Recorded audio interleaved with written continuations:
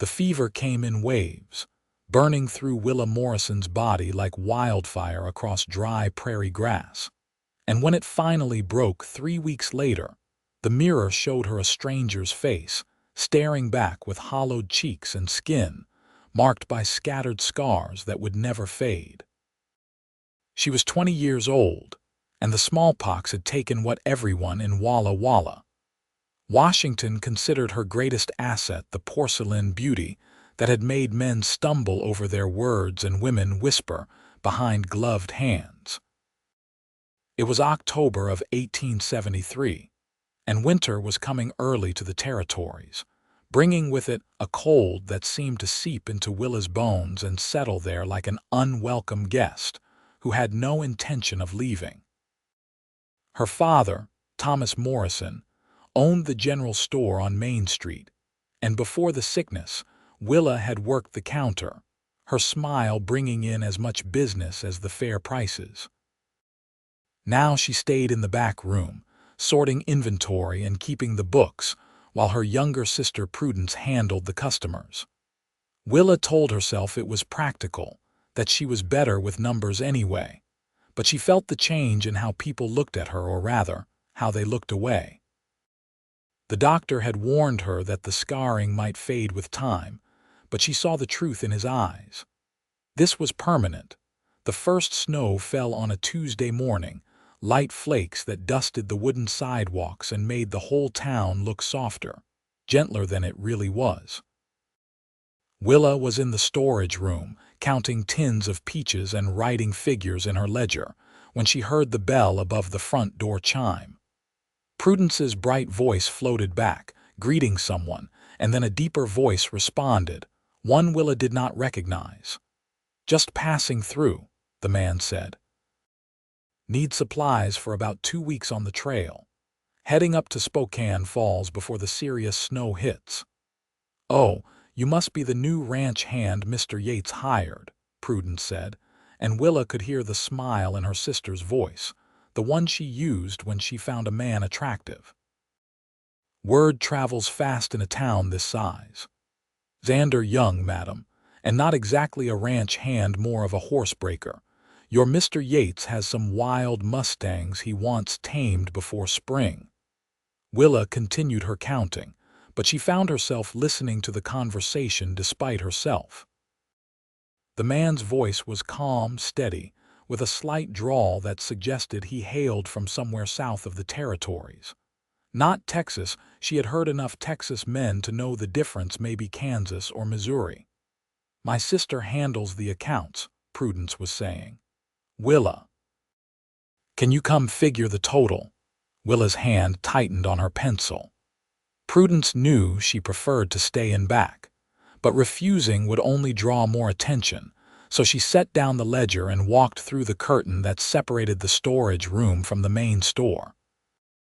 The man standing at the counter was tall, maybe 6 feet, with dark brown hair that needed cutting and eyes the color of creek water, that peculiar gray-green that changed depending on the light.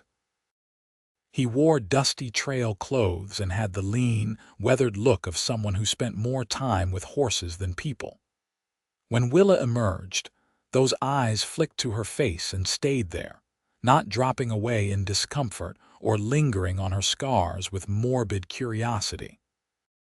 He simply looked at her the way one person looks at another. "Madam," he said, touching the brim of his hat, "sorry to pull you from your work." "It is no trouble," Willa said, moving behind the counter where Prudence had laid out his supplies. She began tallying the costs, her fingers finding the familiar rhythm of addition. 20 pounds of flour, 10 of sugar, coffee, salt pork, beans, dried apples, ammunition for a Winchester, and she picked up a small sack. "Peppermint sticks," the corner of his mouth lifted slightly. "Have a weakness for them. My mother used to keep them in her apron pocket when I was young." It was such an honest answer, so free of pretense, that Willa found herself almost smiling. "That comes to $11.40. He counted out the money, his hands calloused and competent, and then began gathering his purchases. Willa noticed he managed the awkward bundle with practiced ease, clearly a man used to doing things for himself. "Thank you kindly," he said. Then, looking directly at Willa, he added, "You have very neat handwriting. Those figures in your ledger, I could read them from here. My mother always said clear handwriting showed a clear mind." It was not a compliment about her face or her figure or any of the things men used to notice. It was something specific, something true, and it caught Willa so off guard that she did not know what to say. By the time she found her voice, he was already heading toward the door, his boots leaving damp prints on the wooden floor. Over the next week, the snow continued to fall in intermittent bursts, never quite accumulating but making the world look frost-touched and fragile. Willa heard about Xander Young from various townspeople who came through the store. He was staying in a small cabin on the Yates property, working with a string of 8 wild horses that had been causing trouble for local ranchers. He was quiet, kept to himself, and apparently had a way with animals that bordered on uncanny. "Saw him gentle a stallion yesterday," old Mr. Peterson said, leaning on the counter while Willa wrapped his tobacco. "That black devil had kicked 2 men already, and there was Young standing in the corral just waiting. Did not move for near an hour. Finally, that horse got curious and came over, and Young let it smell him, touch him. By the end of the day, he had a rope on it." Willa found herself thinking about that image, a man standing perfectly still in the cold, patient enough to let a wild thing come to him on its own terms. There was something appealing in that kind of quiet confidence. She did not expect to see Xander Young again so soon, but the following Saturday he appeared at the store just before closing time. The afternoon light was fading, and Willa was alone, Prudence having gone home early with a headache. The bell chimed, and she looked up from the account books to find him standing in the doorway, snow dusting his shoulders. "Good evening," she said, setting down her pen. "Do you need more supplies already?" "Not exactly." He approached the counter, and she noticed he carried something wrapped in oilcloth. "I was smoking some venison and made more than I can eat alone. Thought your family might appreciate it. Payment of sorts for your fair prices." It was an unusual gesture, one that spoke of a different time and place where neighbors looked after neighbors. Willa accepted the package, feeling the warmth of the freshly smoked meat through the cloth. "That is very kind of you," she said, "though you do not owe us anything beyond your custom." "I know." He glanced around the store, taking in the neat shelves and carefully organized goods. "You keep this place well. I have been in a lot of general stores from here to El Paso, and most of them are chaos. This feels ordered, peaceful even." "I like things to make sense," Willa said. "When I was sick, everything felt so out of control. Coming back to work, organizing, counting it helped me feel steady again." She had not meant to say so much, to reveal anything personal, but something about his quiet presence made her feel less guarded. He nodded as if he understood completely. "I had scarlet fever when I was 12, he said. "Nearly died. When I finally got well enough to walk again, I spent hours in my father's barn, currying the horses, cleaning tack. Everyone thought I was working, but really I was just trying to feel like myself again." Willa met his eyes, those gray-green depths that seemed to see past surfaces. "Did it work? Did you feel like yourself?" "Eventually.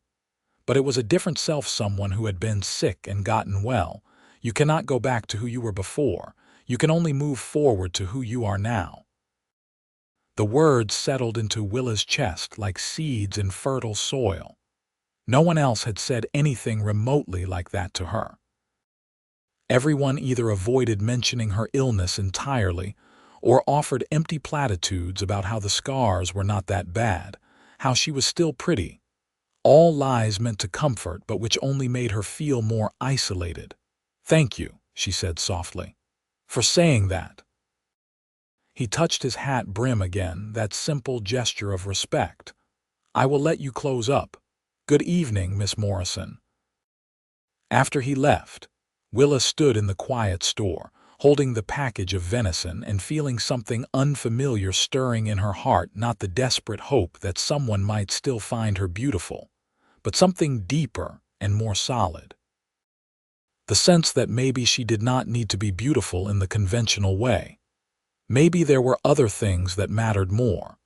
The temperature dropped sharply that night, and by morning, a heavy frost covered everything. Willa walked to the store in the pre-dawn darkness, her breath clouding white, and found intricate ice patterns on the windows, delicate ferns and spirals that caught the first light and sparkled like diamonds. She stood outside for several minutes, just looking, thinking how strange it was that something so beautiful could come from something as harsh as freezing cold. Business was slow that day, the cold keeping most people indoors, so Willa spent her time reorganizing the dry goods section and updating her inventory lists. She was deep in concentration when the door opened and Xander Young entered, stamping snow from his boots. "Afternoon," he said. "I am looking for liniment, if you have it." One of the horses pulled a muscle. Willa led him to the shelf where they kept veterinary supplies.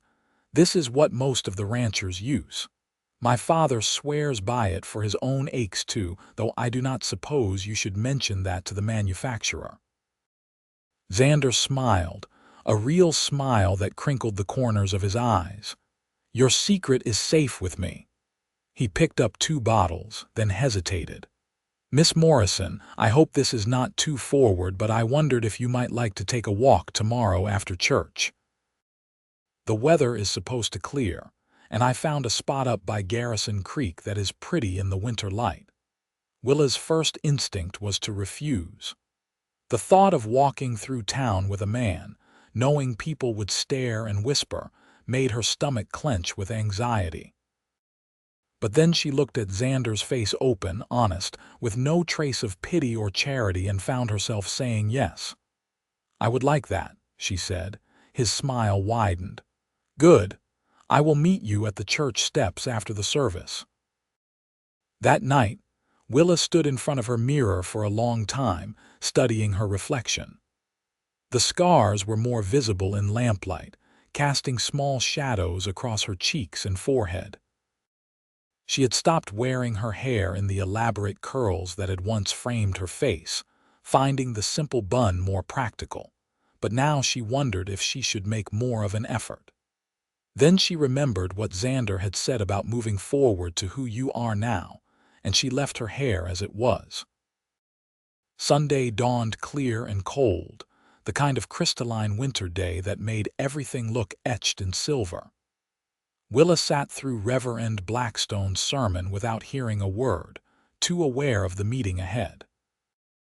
When the service ended and people filed out into the bright afternoon, she saw Xander standing by the steps, looking uncomfortable in clothes that were clearly his best but still worn at the edges. "Miss Morrison," he said, offering his arm. They walked away from the main part of town, following a path that led north toward the creek. Willa was intensely conscious of curious glances following them, but Xander seemed oblivious, or perhaps he simply did not care. He talked as they walked, easy conversation about the horses he was training, the landscape around Walla Walla, the way winter changed everything. "Where I come from in Kansas, winter was different," he said. "Flatter somehow. Here, with the blue mountains in the distance and all these rolling hills, it feels more dramatic, like the land has opinions." Willa laughed, surprised by the description. "I have never thought of it that way, but you are right. This land does feel opinionated, stubborn even." The creek was partially frozen when they reached it, ice forming along the edges while the center still ran swift and clear. Xander led her to a spot where a fallen log provided a natural bench, and they sat, watching the water. "Can I ask you something?" Willa said after a moment of companionable silence. Of course. Why did you ask me to walk with you? Not that I am ungrateful, but… She gestured vaguely at her face, not wanting to say the words aloud. Xander was quiet for a moment, his gaze on the creek. When he spoke, his voice was thoughtful. When I walked into your store that first day, I saw a woman who looked sad but not defeated, strong but tired. And when you came out from the back room, you stood straight, looked me in the eye, did your work with competence and grace. That is what I saw. The scars are just scars. They tell me you survived something difficult, which makes you interesting, not less. Willa felt tears prick at her eyes, but they were not tears of sadness. Everyone else sees them first. Some people look away, some people stare, but it is always the first thing. Then everyone else is a fool, Xander said simply. He turned to face her fully. You want to know what I actually noticed first? Your hands. You have beautiful hands, graceful but capable. They moved over that ledger like you were making music instead of adding figures. That is what caught my attention. She looked down at her hands, rough from work, ink stained from the account books. No one had ever called them beautiful before. May I be honest with you, Xander continued. I have been around many pretty women in my life. Pretty is easy, it is just genetics and luck. But you have something more than that. You have presence, substance. When you speak, I want to listen. When you smile, which you do not do often enough, it feels earned, real. That means more to me than a perfect face ever could. Willa wiped at her eyes with the back of her hand. I do not know what to say. You do not have to say anything. He reached into his coat pocket and pulled out a peppermint stick, offering it to her with a smile. Unless you want to share this with me and tell me more about how you keep that store running so smoothly. I find the details fascinating. So she did. They sat by the creek until the light started to fade, talking about inventory systems and supplier relationships, about the challenges of keeping a business profitable in a small town, about her dreams of maybe expanding the store or starting a lending library in the back room. It was not romantic conversation by any conventional measure, but Willa felt more seen, more understood than she had in months. When Xander walked her home, he did not try to kiss her or even hold her hand. He simply said, I would like to see you again if you are willing. I am willing, Willa said. Over the following weeks, a pattern emerged. Xander would stop by the store several times a week, sometimes needing supplies but often just coming to talk.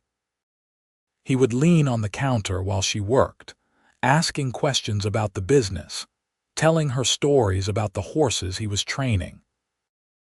On Sundays, they walked together after church, exploring different paths around Walla Walla, finding quiet spots where they could sit and talk without interruption. The town noticed, of course. Willa heard the whispers, the speculation. Some people thought it was sweet. Others thought it was strange that a decent-looking man like Xander Young would court a scarred woman when there were prettier options available. Prudence reported these conversations to Willa with indignation, ready to defend her sister's honor, but Willa found she did not much care what people thought. For the first time since her illness, she felt like herself, not the beautiful self she had been before, but a new self that was deeper and more real. December brought heavier snows, and with them came challenges. Several of the older residents of Walla Walla fell ill with winter ailments, and the doctor was run ragged making house calls. Thomas Morrison developed a terrible cough that left him bedridden, and the burden of running the store fell entirely to Willa and Prudence. Willa worked from dawn until well past dark, managing inventory, dealing with suppliers, keeping the books and serving customers. She was exhausted, running on coffee and determination, and when Xander stopped by late one evening and found her slumped over the counter, asleep on her ledger, he gently shook her awake. You need rest, he said. I need to finish these orders, she mumbled, trying to focus on the swimming figures. No, you need rest. The orders can wait until morning. He took the pen from her hand and set it down firmly. Come on, I am walking you home. Willa was too tired to argue. She let him help her into her coat and lock up the store, and they walked through the quiet, snow-covered streets toward the Morrison house. The cold air revived her slightly, enough that she became aware of how close Xander was walking beside her, his arm ready to steady her if she stumbled. I am sorry I am such poor company tonight, she said. You do not need to be anything for me except yourself, he replied. That includes being tired. At her door, she turned to face him. The porch light cast warm shadows across his face, and snow was starting to fall again, light flakes that caught in his hair. Without thinking it through, without worrying about propriety or appearances, Willa reached up and brushed the snow from his shoulders. Thank you, she said. For being kind, Willa. He caught her hand, holding it gently. It is not kindness. I am not spending time with you out of charity or pity. I am spending time with you because you are the most interesting, genuine person I have met in a very long time, and when I am with you, I feel like I can be fully myself too. Do you understand that? She nodded, not trusting her voice. Good. He squeezed her hand once, then let go. Now get some sleep. The store will still be there in the morning. By mid-December, Thomas Morrison was back on his feet, though still weak, and he resumed some of his duties at the store. This gave Willa a bit more breathing room, and she found herself thinking about Xander constantly, the way he listened when she talked, the way he never seemed to expect her to be anything other than what she was, the way his eyes lit up when he saw her. She realized with some surprise, falling in love. The revelation came on a Wednesday afternoon when she was shelving canned goods and heard his distinctive footsteps on the wooden porch outside. Her heart lifted immediately, and she found herself smoothing her apron and touching her hair before she could stop herself. When he walked in, bringing cold air and the scent of pine with him, she smiled so broadly that Prudence, working the counter, gave her a knowing look.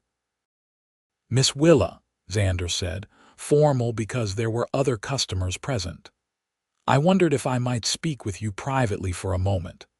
They stepped into the storage room, and as soon as they were out of sight, his formality dropped. I finished with the last of the Yates horses yesterday, he said, which means my work here is done. Willa felt her stomach drop. You are leaving? That depends. He stepped closer, his expression serious. I have been offered a position managing a horse ranch outside of Spokane Falls. It is good work, steady with a future to it. But before I accept, I need to know if you might consider coming with me, as my wife. The world seemed to stop. Willa stared at him, trying to process what he had just said. You want to marry me more than I have ever wanted anything. He took her hands in his. I know we have only known each other a few months, and I know this is fast, but Willa, I am 30 years old and I have never felt about anyone the way I feel about you. You are smart and strong and real in a way most people are not. You make me want to be better. You make me happy, and I hope that maybe I make you happy too. You do, she whispered. Xander, you do. But I cannot just leave my family, the store. I am not asking you to abandon them. We can visit as often as you like. Spokane Falls is not that far. And Prudence is more than capable of helping your father run the store. You have trained her well. He searched her face. What I am really asking is, do you love me? Because I love you, Willa Morrison. I love your mind and your strength and your dry sense of humor. I love how you organize things and how you get ink on your nose when you are concentrating. I love that you survived something that could have killed you and came out the other side still willing to hope, still willing to try. I love all of you, and I want to build a life with you. Tears were streaming down Willa's face now, and she did not care. "Yes," she said. "Yes, I love you, and yes, I will marry you." He pulled her into his arms, holding her close, and she felt his heart beating strong and steady against her cheek. When he tilted her face up and kissed her, it was gentle and sure and filled with promise. Willa kissed him back, tasting salt from her own tears, feeling like something long frozen inside her was finally thawing. When they emerged from the storage room, Prudence took one look at their faces and let out a delighted squeal. "You proposed." She said yes. The news spread through Walla Walla with the speed of wildfire. Reactions were mixed. Some people were genuinely happy for Willa. Others were scandalized by the quickness of the engagement, and a few made snide comments about how Willa was lucky to find anyone willing to marry her now. Thomas Morrison had reservations about losing his daughter so soon after nearly losing her to illness, but when he sat down with Xander and saw the steady honesty in the younger man's eyes, he gave his blessing. "You will take care of her," Thomas said. It was not a question.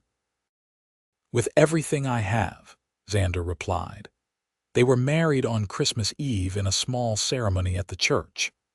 Willa wore a simple blue dress, and Xander wore his one good suit, and when Reverend Blackstone pronounced them husband and wife, the small gathering of family and friends applauded.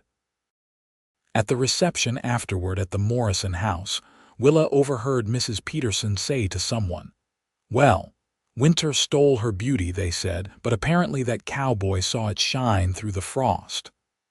The words should have stung, but instead Willa felt only gratitude. Let them think what they wanted. She knew the truth. Xander had never seen her as damaged or less than. He had seen her as herself, complete and whole. That night, in the small room above the store where they would spend their wedding night before traveling to Spokane Falls, Xander held her close and whispered, "You are so beautiful." Willa started to protest, but he placed a finger gently on her lips. "You are beautiful," he repeated firmly. "Not despite anything, not in spite of anything. Just beautiful, full stop.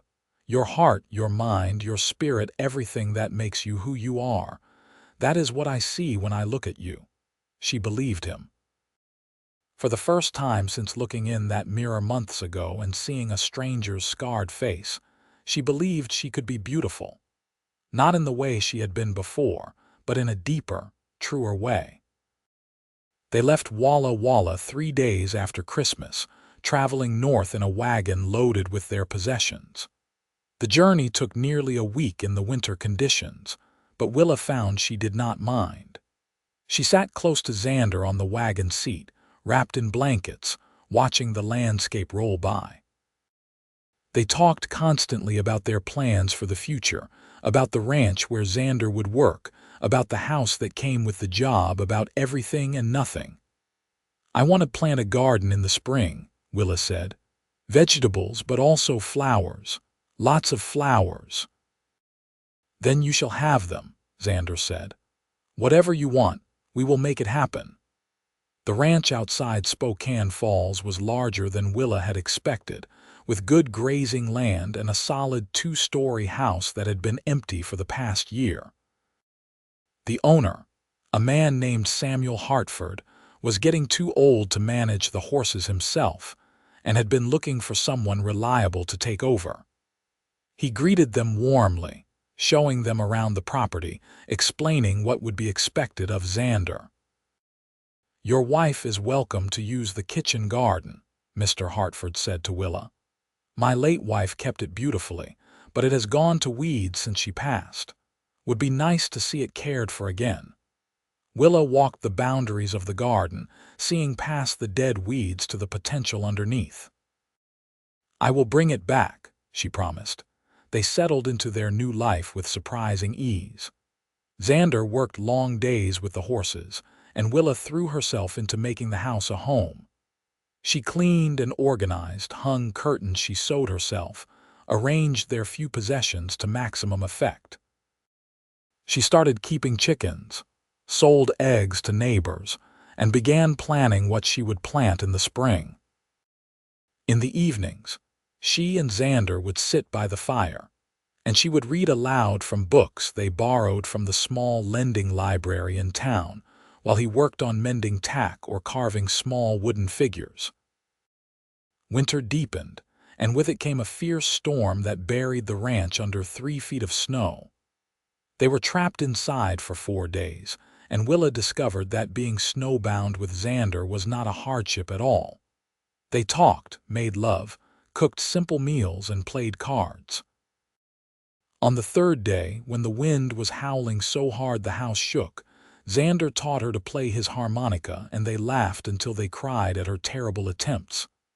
"I am hopeless at this," she said, handing it back.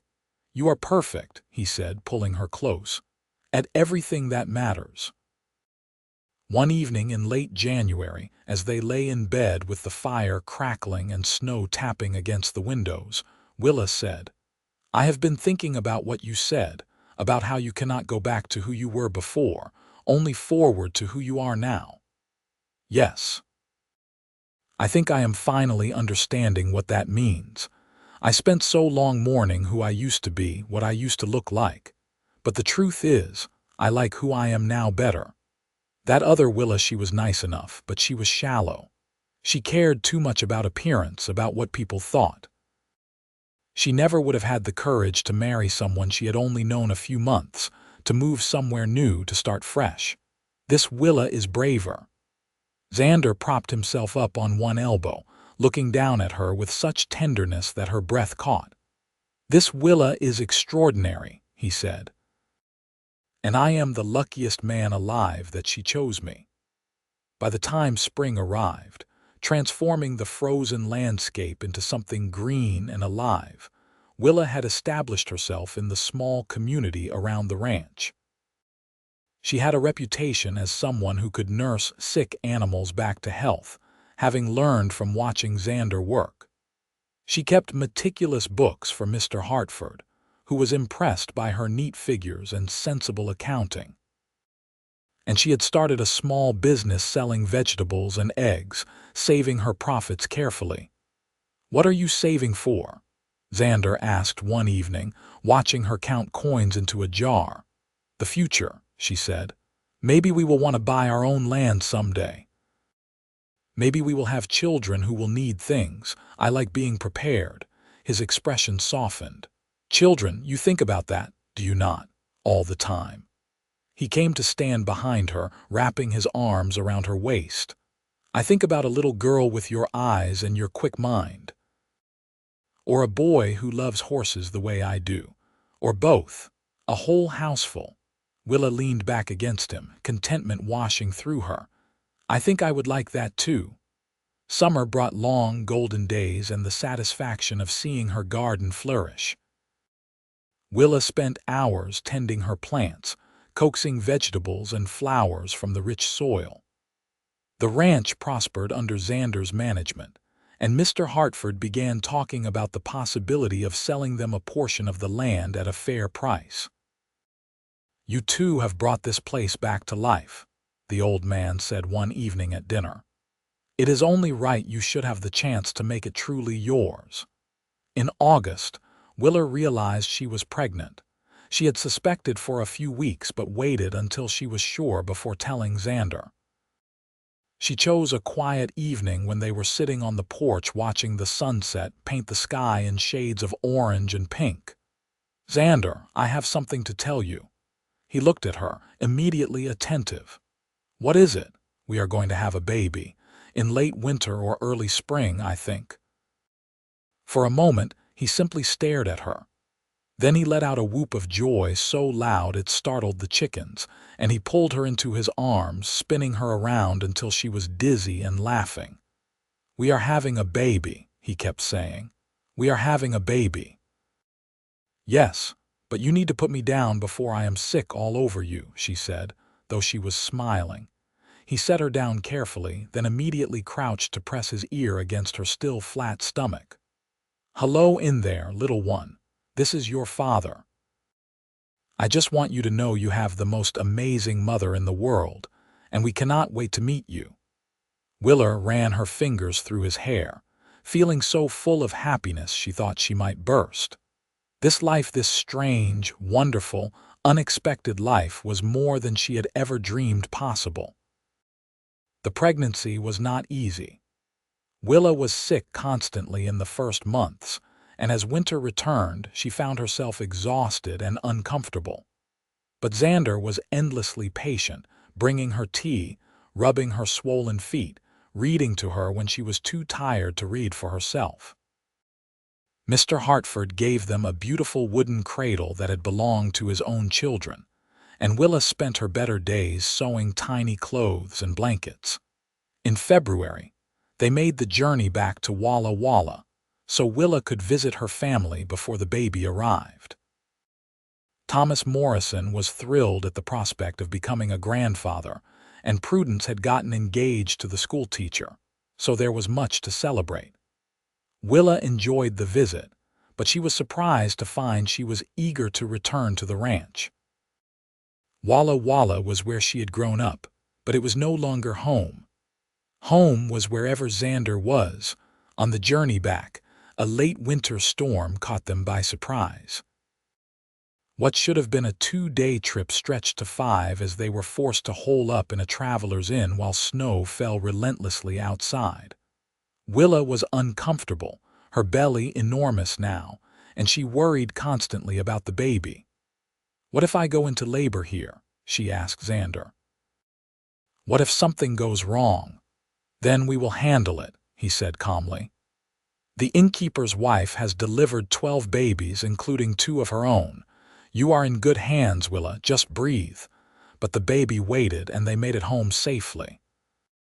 3 weeks later, on a cold March morning when the sun was just starting to warm the earth, Willa's labor began.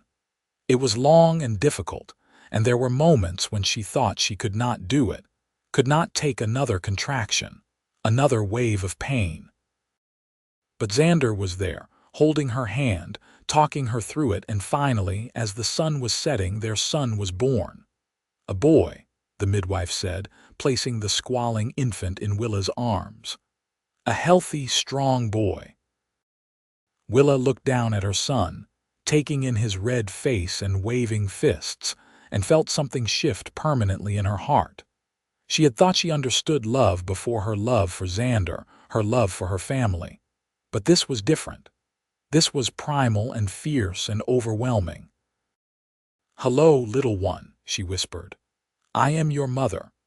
Xander sat beside her on the bed, his arm around her shoulders, looking down at their son with wonder. What should we name him? They had discussed many names but settled on none. Now, looking at her baby, Willa said, "I think he looks like a Thomas after my father. Thomas Xander Young." "Thomas Xander Young," Xander repeated, testing the name. "I like it. Welcome to the world, Tommy." The first year of parenthood was exhausting and joyful in equal measure.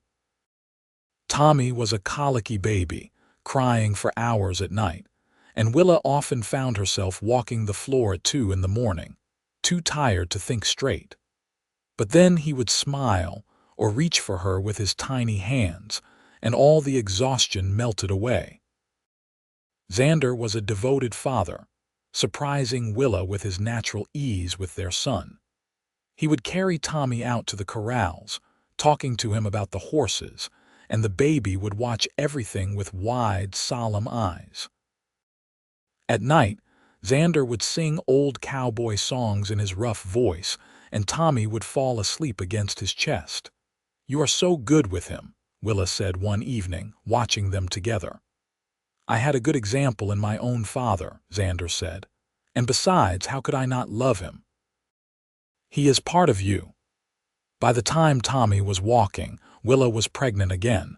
This pregnancy was easier, and in the spring of 1876 they welcomed a daughter.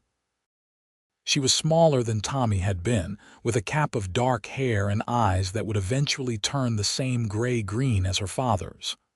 "What about Willow?" Xander suggested. "It is close to Willa, but different." "Willow Young," Willa said, cradling her daughter. "Yes, I think that is perfect." With two small children, the house was chaotic and loud and wonderful. Willa had never worked so hard in her life, and yet she had never been happier. She and Xander had saved enough to buy 50 acres from Mr. Hartford, and they were slowly building their own herd of horses. The business was growing, and they had hired a young man to help with the work. On a warm evening in late summer, after the children were asleep, Willa and Xander sat on the porch watching fireflies dance in the gathering dark.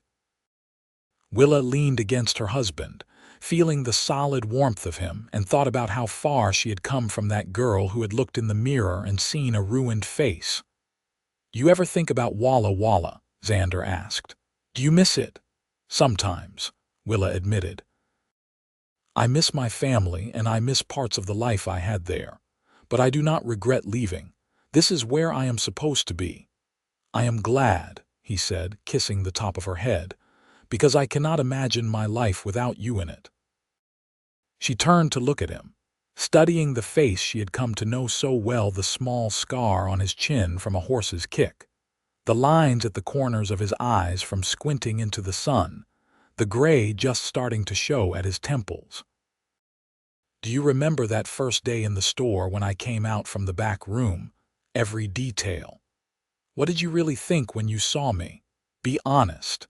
He was quiet for a moment, considering. "I thought you looked like someone who had been through a battle and won. There was steel in you under the sadness.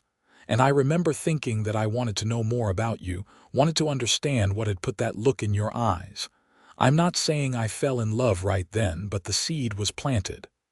And now, he pulled her closer. Now I love you more than I did yesterday and less than I will tomorrow.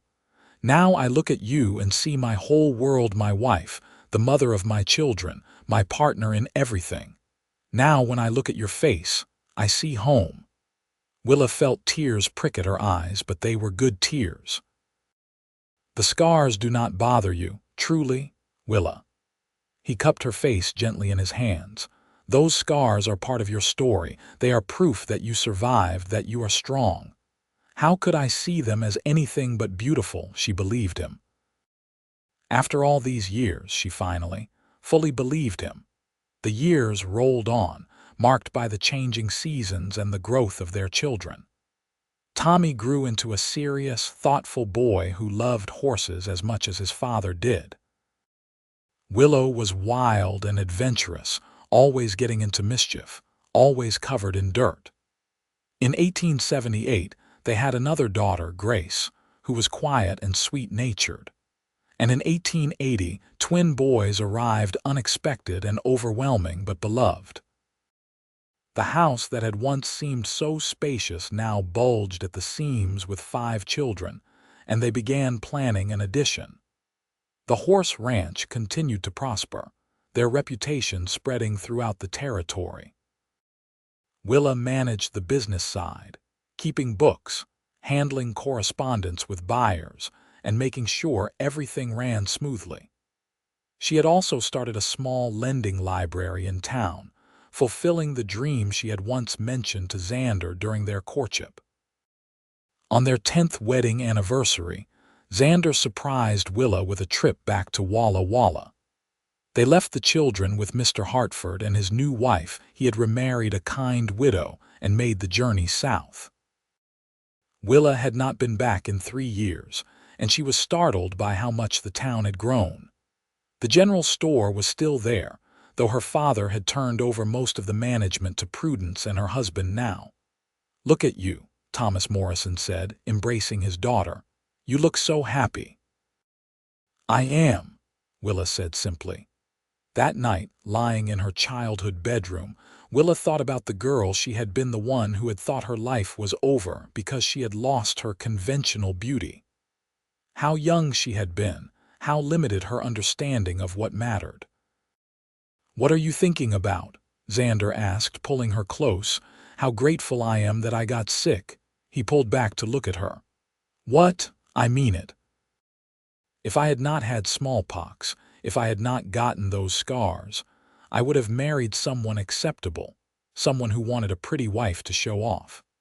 I probably would have been content enough, but I never would have known what this feels like to be truly seen, truly loved. The sickness freed me to become someone deeper, and it brought you to me." Xander was quiet for a long moment. Then he said, "I suppose I should be grateful for that winter too, for the frost that everyone said stole your beauty but actually revealed it.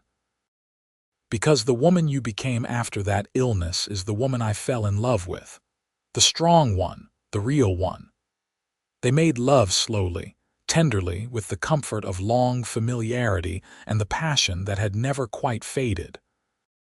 Afterward, Willa lay in Xander's arms, listening to his heartbeat, and felt completely at peace. The next day they walked through town together, and Willa realized something startling. People were not looking at her scars anymore. Oh, she still had them. They had faded slightly with time but were still visible, but no one seemed to notice or care. She was just Willa Young, the successful rancher's wife, mother of 5, well respected in her community.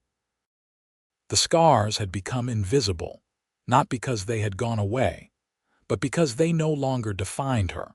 When they returned to the ranch, the children came running to greet them, and Willa scooped up Grace and one of the twins while Tommy and Willow clung to Xander's legs. The noise and chaos were overwhelming, and Willa had never been so happy to be home. That night, after the children were finally in bed, Willa found Xander in the barn, checking on a mare that was due to foal soon. She slipped her arms around him from behind, resting her cheek against his back. "I love our life," she said. "So do I," he replied, turning to face her. "Every single part of it." They stood there in the warm barn, holding each other, and Willa thought about journeys and destinations, about how the path she had expected to walk and the one she had actually traveled were completely different, and how the actual path had led her somewhere far better than she ever could have imagined. The years continued to pass, bringing changes and challenges. The children grew and developed their own personalities. Tommy became an excellent horseman and started helping seriously with the ranch work by the time he was 12. Willow shocked everyone by declaring she wanted to be a veterinarian, a nearly unheard of ambition for a woman, but Willa and Xander supported her dream. Grace showed an aptitude for music and began teaching piano lessons to local children. The twins were still young but showed signs of being troubled together. In 1886, when Willa was 33 and Xander was 43, Mr. Hartford passed away peacefully in his sleep. He left them the remainder of the ranch in his will, a gift that made Willa cry. They were now the outright owners of over 200 acres of prime land and a thriving business. "He believed in us from the beginning," Willa said at the funeral. "He gave us a chance when we were just starting out. We will honor his memory by continuing to build what he started," Xander said. They did exactly that.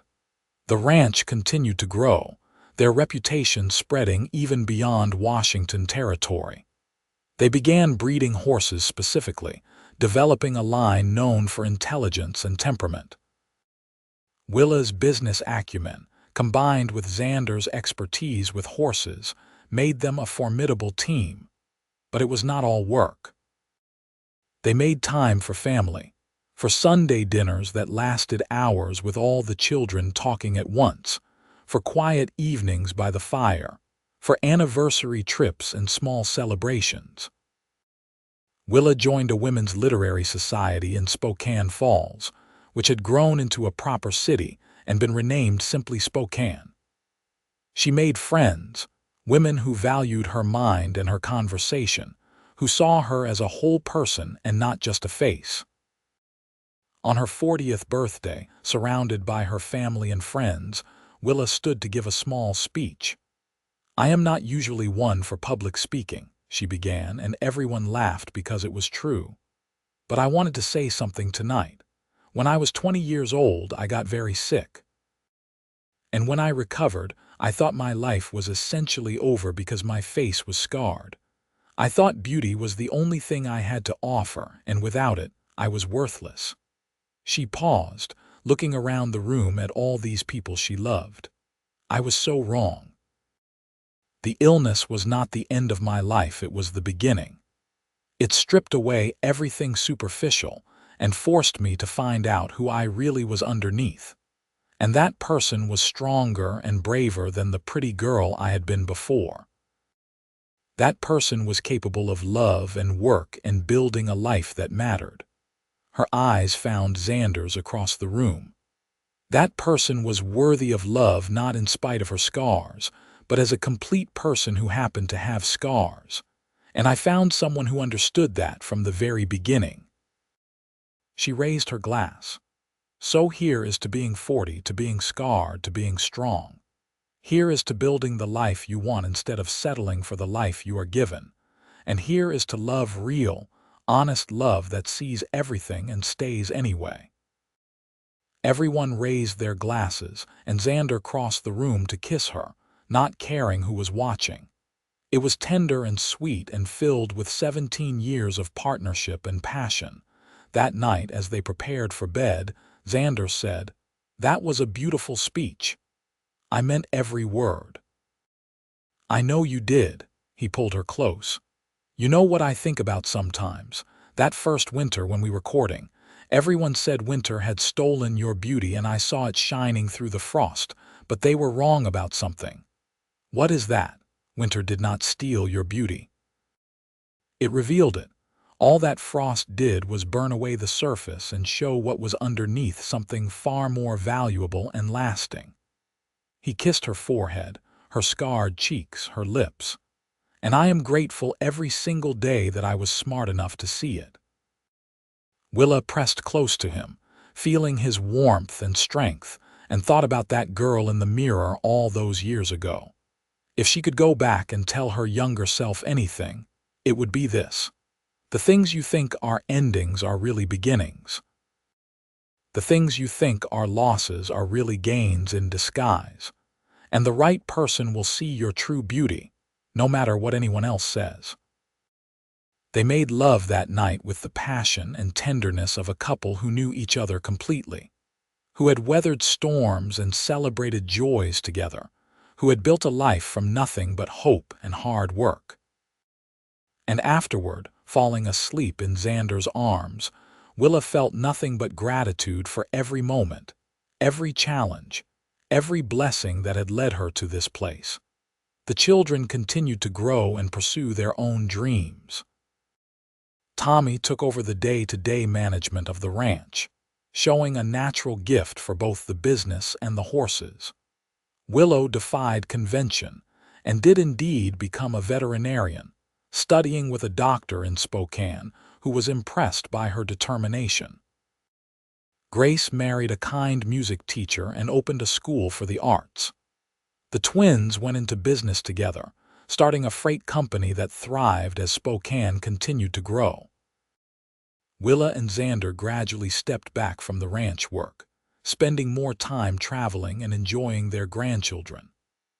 On their 25th wedding anniversary, Xander took Willa back to Garrison Creek outside Walla Walla, to the spot where they had sat on their first walk together. "Do you remember this place?" he asked. "Every detail," she said, sitting on the same fallen log, now weathered and moss-covered. He sat beside her, taking her hand. "I knew that day that I was going to marry you. I did not say it because I did not want to scare you off, but I knew. I looked at you sitting here, talking about your dreams for the store and the lending library, and I thought, that is the woman I want to spend my life with." "Why did you know?" Willa asked. "What was it about me?" "You were alive," he said simply. "Really, truly alive in a way that most people are not. You had survived something terrible and come out the other side still fighting, still hoping. I wanted that kind of strength in my life. I wanted to be the kind of person worthy of someone like you." Willa leaned her head on his shoulder. "You know what I think? I think we saved each other. You showed me that I was more than my appearance, and I gave you a reason to settle down to build something lasting. I think you are right, he said. They sat there for a long time, watching the creek flow, thinking about the 25 years behind them and however many lay ahead. The frost had long since melted, spring had come and gone 1,000 times, but the beauty that winter had revealed remained constant. You have any regrets? Willa asked. Not a single one, Xander replied. She thought about it honestly. There had been hard times, the difficult births, the financial worries, the inevitable losses that came with time. But stacked against all the joy, all the love, all the meaning their life together had held, those struggles seemed small. No regrets, she said. Not one. They returned to the ranch to find all 5 children and their families gathered for a surprise anniversary celebration. There were grandchildren running everywhere, food covering every surface, and noise that would have once seemed chaotic, but now just felt like love made audible. Tommy raised a glass and called for quiet. To my parents, he said, who taught us that real love is not about pretty words or grand gestures. It is about showing up every day, doing the work, choosing each other again and again. It is about seeing what is truly valuable in another person and holding on tight. Happy anniversary, and here is to another 25 years. They all drank, and then the evening dissolved into laughter and stories and children begging for piggyback rides from their grandfather, who obliged despite his 63 years. Willa sat back and watched it all, her heart full, and caught Xander's eye across the room. He smiled at her, that same steady smile that had first caught her attention in the store all those years ago, and she smiled back. Later that night, exhausted but happy, they lay in bed and talked about the day. We did good, did we not? Xander said. With the children, with the ranch, with all of it. We did very good, Willa agreed. Better than I ever imagined possible. Do you ever think about what your life would have been like if you had not gotten sick? If you had kept your unmarked face? Willa considered the question seriously. I used to torture myself with that, but honestly, I think I would have been miserable. I would have married someone appropriate, someone who wanted a beautiful ornament for his arm. I would have lived a small, confined life and never known there was anything more available to me. The scars set me free in ways I never anticipated. They made me real.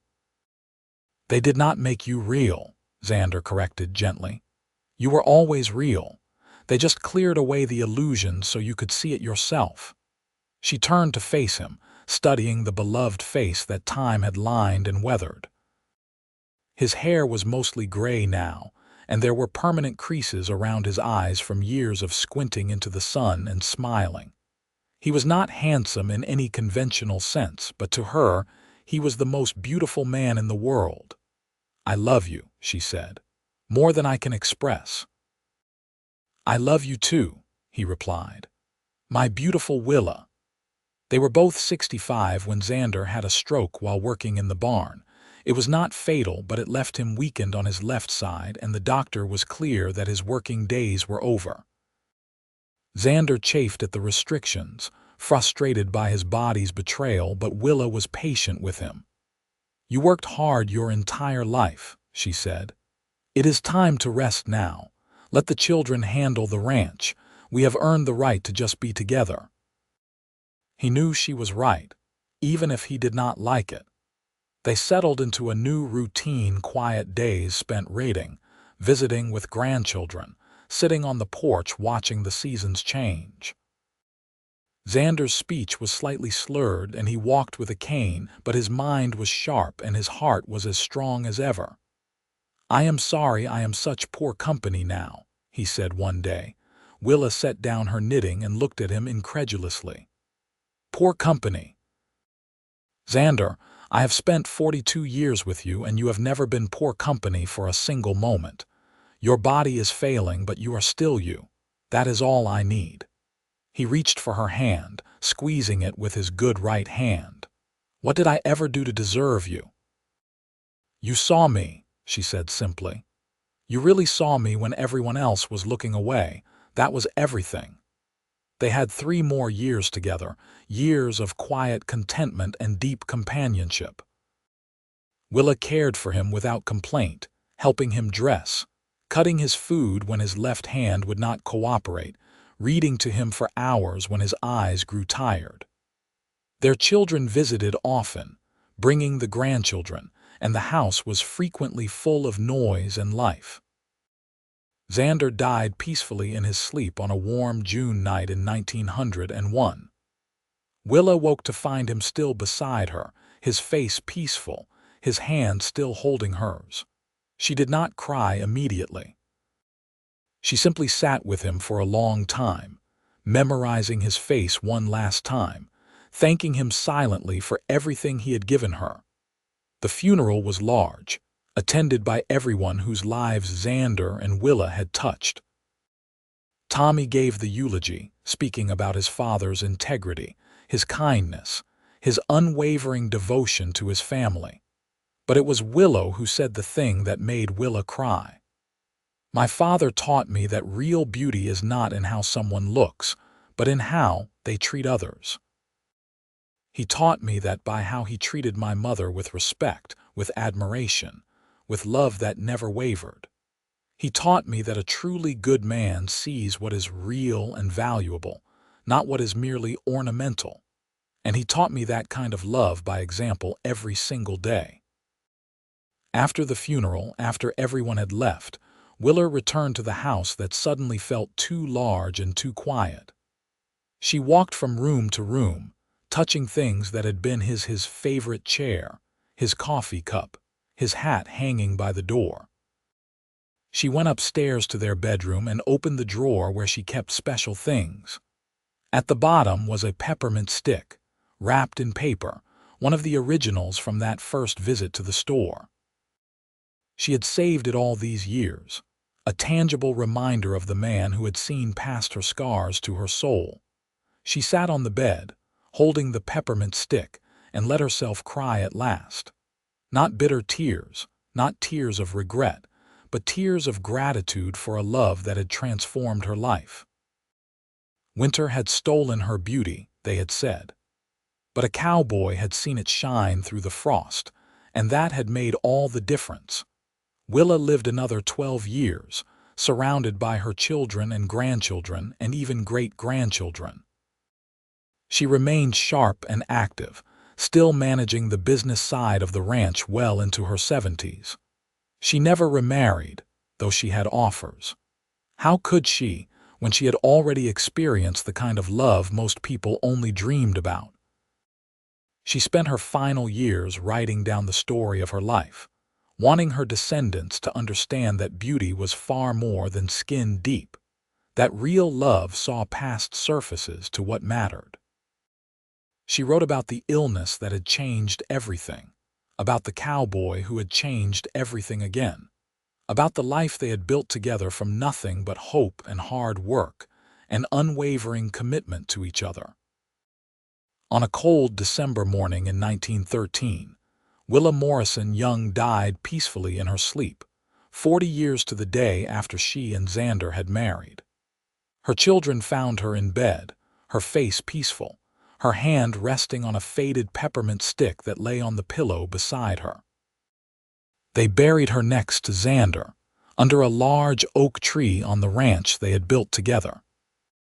The headstone was simple: Willa Morrison, Young, 1853. 1913, beloved wife, mother, grandmother. She was beautiful. And she had been not in the conventional way, not in the way that relied on unmarked skin and perfect features, but in the way that mattered most, in spirit, in strength, in the deep, abiding love she had shared with a man who saw her truly from the very first moment. The frost of that long-ago winter had not stolen her beauty. It had only made it visible to someone wise enough to recognize it. Their children and grandchildren continued to run the ranch, passing down the story of Xander and Willa, as a family legend, a reminder that true love sees what is real, that beauty is found in unexpected places, and that sometimes the hardest moments in life are the doorways to the greatest blessings. The ranch prospered for generations, built on the foundation of hard work and genuine partnership that Xander and Willa had established all those years ago. And every Christmas Eve, on the anniversary of that long-ago wedding, someone in the family would always place a peppermint stick on Willa and Xander's grave, a small tribute to the love that had started with a simple kindness and grown into something eternal. The winter might have brought frost, but it had also brought a love that warmed everything it touched, a love that proved beauty was not about perfection but about authenticity, not about appearance but about the courage to be fully, vulnerably human. That was the legacy Willa and Xander left behind, not wealth, though they had built a successful business, and not fame, though they were respected in their community. Their real legacy was the understanding that love at its finest sees past what is temporary to what is eternal, past what is superficial to what is substantial. They had found each other in a moment when everything seemed frozen and dead, and together they had created a warmth and a life that endured long after they were gone. The ranch still stands today, run by the fifth and sixth generations of the Young family. And if you visit on a quiet evening when the light is fading and the world feels hushed, you might sense something in the air, a lingering warmth, a feeling of deep contentment, the echo of a love that refused to be dimmed by time or circumstance. Winter tried to steal beauty, but all it did was reveal what had been there all along, waiting for someone patient enough and wise enough to see it shine through the frost.